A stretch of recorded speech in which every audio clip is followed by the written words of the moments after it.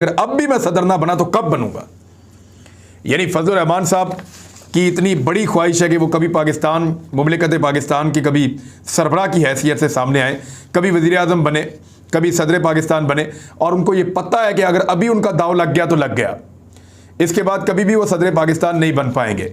और अगर कल को इमरान खान साहब दोबारा वज़ीर आज़म बनते हैं तो फिर फजलुर रहमान साहब उन पर हलफ ले रहे होंगे सदर पाकिस्तान के तौर पर। तो बड़े मामलात मज़ेदार हैं। फजलुर रहमान साहब कहते हैं कि अगर अब भी मैं सदर ना बना, इतनी मेहनत करने के बाद, इतनी सारी जिद्दोजहद करने के बाद, और बहुत बेइज्जती भी हुई पॉलिटिकल अपोनेंट्स के हाथों, तो तब मैं फिर सदर कब बनूंगा। दूसरी जानिब जो पीपल्स पार्टी को मनाने के लिए ऑफर्स सामने रखी हैं शहबाज शरीफ साहब ने, ज़रा वो ऑफर्स आप देखें कि कितनी ज़्यादा ऑफर्स हैं कि मौलाना फजलुर रहमान साहब को सदर पाकिस्तान बना दे। अब आपको क्या कुछ देते हैं, गिनते जाएं। नंबर 1, स्पीकर कौमी असम्बली का ओहदा। नंबर 2, वजारत खारजा का ओहदा। नंबर 3, 9 से ज़्यादा वजारतें हैं पाकिस्तान पीपल्स पार्टी के लिए। चेयरमैन सेनेट का ओहदा भी पाकिस्तान पीपल्स पार्टी का, और इसके अलावा गवर्नर पंजाब का ओहदा भी पाकिस्तान पीपल्स पार्टी का। इतना सारा कुछ जो है वो दे रहे हैं शहबाज शरीफ साहब पीपल्स पार्टी को, और सिर्फ उनसे गुजारिश ये कह रहे हैं कि अफ्तारी खा लें, मेहरबानी करें और ये सारा कुछ आप हमसे ले लें। लेकिन सदर पाकिस्तान का ओहदा जो है वो मौलाना फजलुर रहमान साहब के लिए छोड़ दें। अब सदर पाकिस्तान मौलाना फजलुर रहमान कैसे बनेंगे, ये एक बड़ा सवाल है, क्योंकि सदर पाकिस्तान बनने के लिए जो वोट दरकार हैं वो इस वक्त अपोजिशन के पास मौजूद हैं। देखें उसमें वोट कौन कौन डालता है। MNAs डालते हैं, सेनेटर्स डालते हैं, और चारों सूबाई असम्बलियाँ डालती हैं। और चारों सूबाई असम्बलियों के 65 वोट होते हैं। मिसाल के तौर पे जो पंजाब है, पंजाब में कुछ 5.5 उम्मीदवार मिल जाएं तो 1 वोट बनता है। सिंध में यह है कि 2.58 अरकान मिलकर 1 वोट बनता है। बलूचिस्तान का 1 रुकन 1 वोट बनता है। और खैबर पख्तूनख्वा का जो है वो 2 रुकन से 1 वोट बनता है। और पंजाब असम्बली का जो है वो 5 से ज़्यादा रुकन हो तो 1 वोट बनता है। तो इस तरह ये टोटल जो वोट बन जाते हैं, ये 704 वोट बन जाते हैं, जिनमें से 354 वोट दरकार हैं। और ये वोट उनके पास हैं अभी अपोजिशन के पास, वो बड़े आराम से अपना सदर पाकिस्तान बना सकते हैं। तो इसके ऊपर फड्डा पड़ा हुआ है। एक और चीज़ मैं आपको बताता हूँ, लेकिन पहले ज़रा क्योंकि बेगर्स आर नॉट चूज़र्स, तो हम बेकारियों के लिए बड़ी अच्छी खबरें हैं वो कि भीख कितनी मिल रही है और पाकिस्तान की आवाम को नई हुकूमत कितना रिलीफ दे रही है। ज़रा 4-5 लाइनों में आपके सामने रख देता हूँ, तवज्जो फरमाइएगा।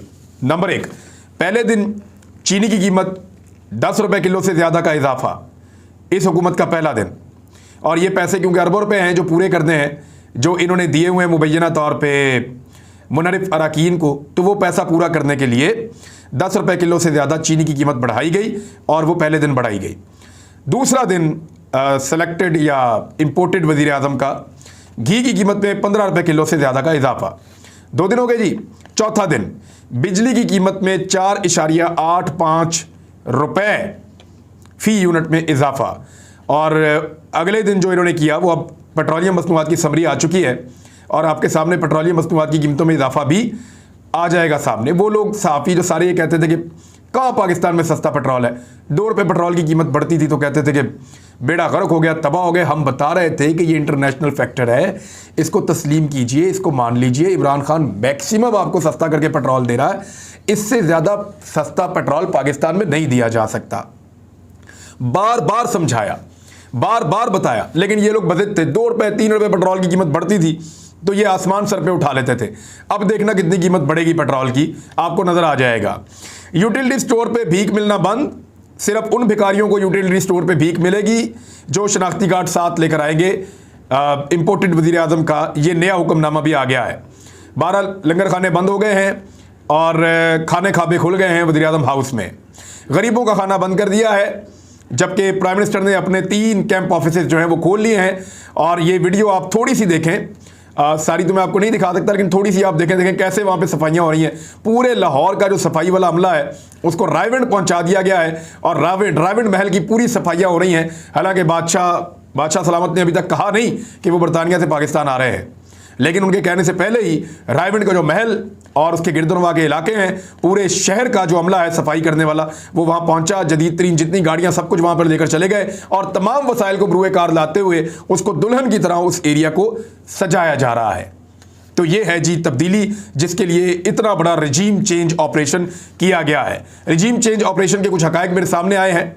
ये कहना कि अमेरिका ने कभी अड्डे नहीं मांगे, वो कैसे गलत है, ये मैं आपको एक वीलॉग करके उसमें बताऊंगा, क्योंकि जब शवाहिद सामने आना शुरू हो गए हैं और वो चीज़ें मैं आपके साथ शेयर करूंगा आने वाले वक्त में। इमरान खान साहब की सिक्योरिटी के ऊपर शदीद तहफ़्फ़ुज़ात का इजहार कर रही है पाकिस्तान तहरीक इंसाफ।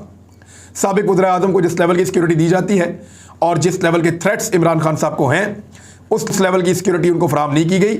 और जो इदारे कानून नाफिज करने वाले हैं वो अपनी जिम्मेदारी को समझें और जान लें इस बात को कि अगर इस आदमी की तरफ किसी ने उंगली भी उठाई या कोई दहशतगर्दी का वाक़या हुआ या इस आदमी को कोई नुकसान हुआ तो फिर ये इस मुल्क के अंदर क्या होगा, आप सोच भी नहीं सकते।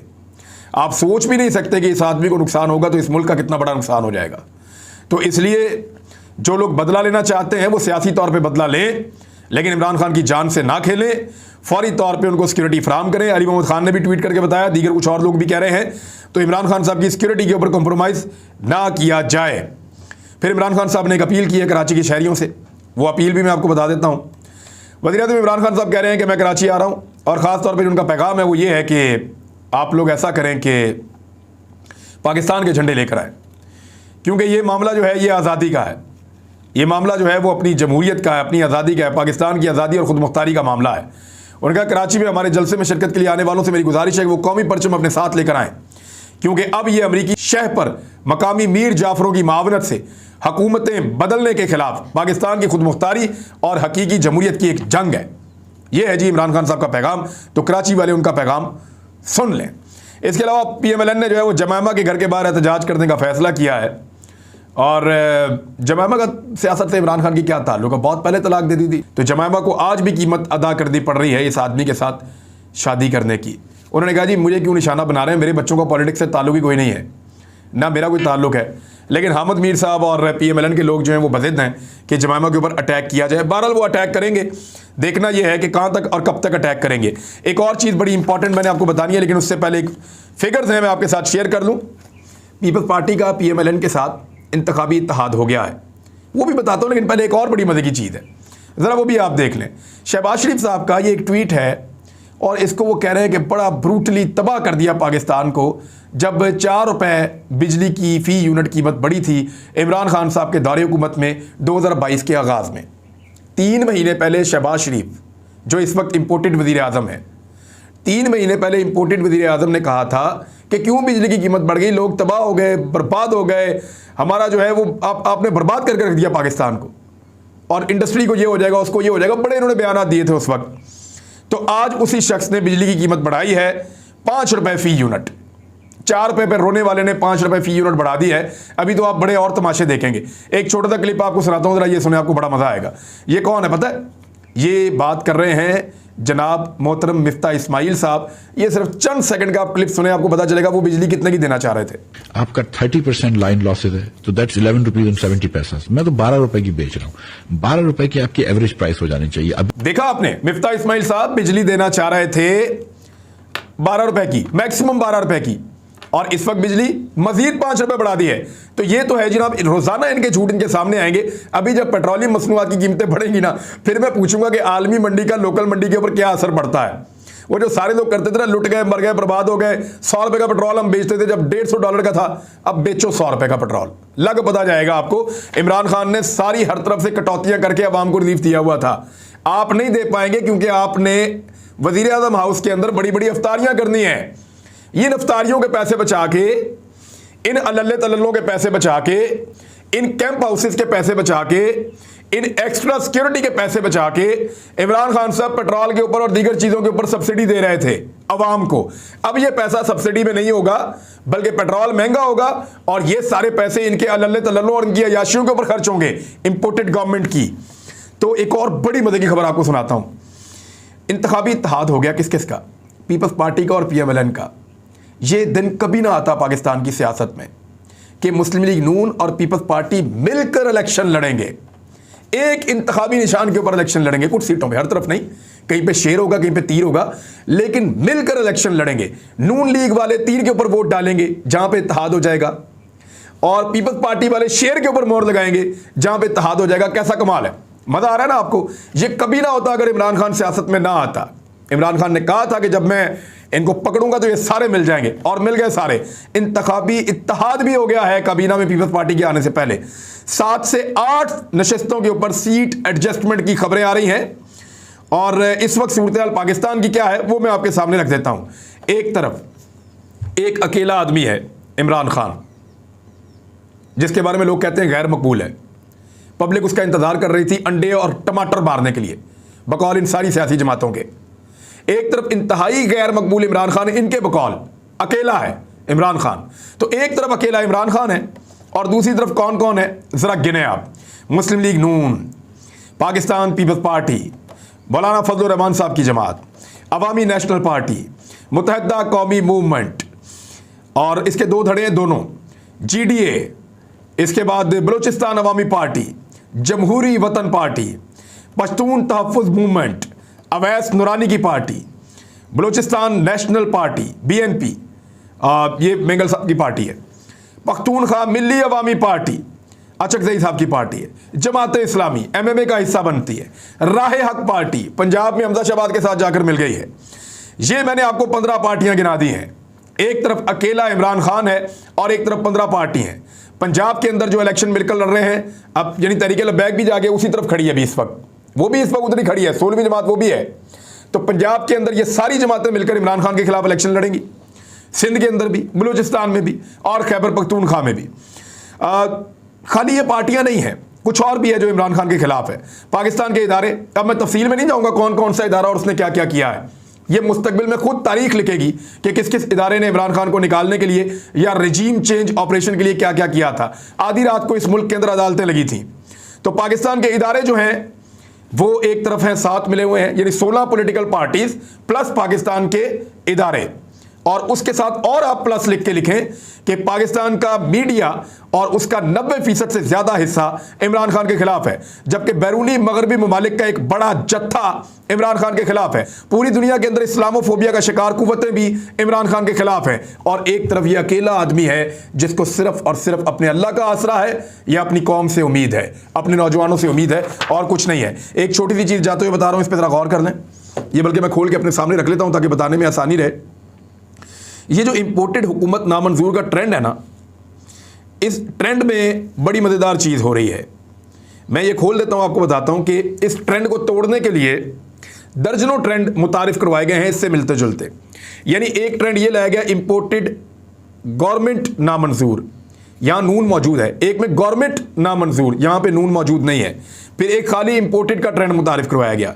एक इंपोर्टेड गवर्नमेंट नामंजूर रे इसमें से निकाल लिया गया। एक इंपोर्टेड हुकूमत इंपोर्टेड, यहां पे डाल खत्म करके दाल कर दिया गया, और आगे गवर्नमेंट नामंजूर कर दिया गया, रे खत्म कर दिया गया। कहीं से रे उड़ा रहे हैं, कहीं से नून का नामंजूर में से नून का नुक्ता उड़ा रहे हैं, कहीं पे जोए का नुक्ता उड़ा के तोए वहां पे डाल रहे हैं, कहीं पे एक अदा ना और मंजूर के दरमियान, ना और मंजूर के दरमियान भी स्लैश डाल रहे हैं, कहीं पे काफ जो है उसको खत्म कर रहे हैं, कहीं पे टे को खत्म कर रहे हैं, कहीं पे डाल को खत्म कर रहे हैं। तो दर्जनों इन्होंने यहां पे मुतारिफ करवा दिए हैं ट्रेंड, ताकि लोग गलती से इनके ऊपर क्लिक करें और इंपोर्टेड हुकूमत नामंजूर का ट्रेंड नीचे चला जाए। लेकिन तारीख गवाही दे रही है, तारीख गवाही दे रही है कि 8 दिनों से लगातार एक ट्रेंड, पाकिस्तान के इदारे, पाकिस्तान की हुकूमत, पाकिस्तान के सारे सोशल मीडिया एक्सपर्ट सब मिलकर काबू नहीं कर पा रहे, क्योंकि अवाम की ताकत है उसके पीछे।